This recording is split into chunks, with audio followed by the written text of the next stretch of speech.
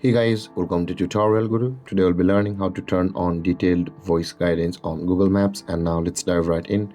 Now to turn on detailed voice guidance on Google Maps, first open up your Google Maps application on your phone.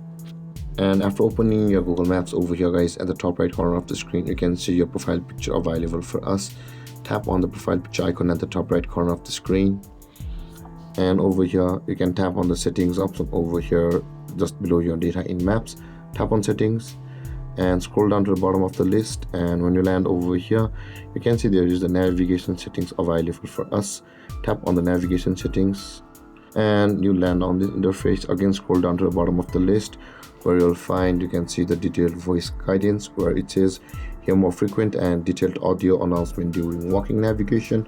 Turn that on. So to do that, tap on the toggle icon at the right side of that option, and then the detailed voice guidance on Google Maps will be turned on or enabled. And there is how to turn on detailed voice guidance on Google Maps.